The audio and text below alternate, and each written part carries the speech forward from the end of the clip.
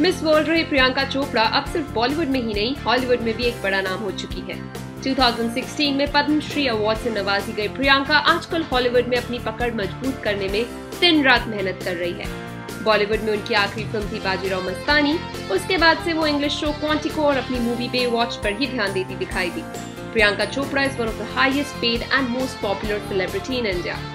ऐसे में प्रियंका की छोटी सी बात पर भी सुर्खियों में आना तो तय ही है।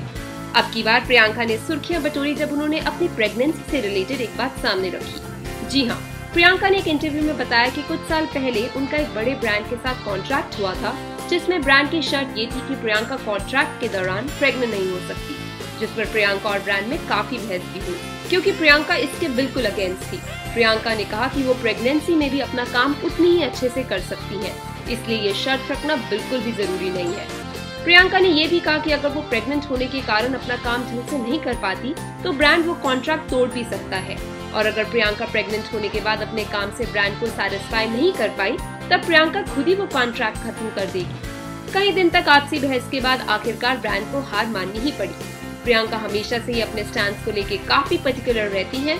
प्रियंका का मानना ये है कि वो अपने काम को उतनी शिद्दत से तभी कर पाती है जब वो खुद अपने उस काम पर बिलीव करती है। ये कहना गलत नहीं होगा कि शायद यही उनकी सफलता का राज भी है।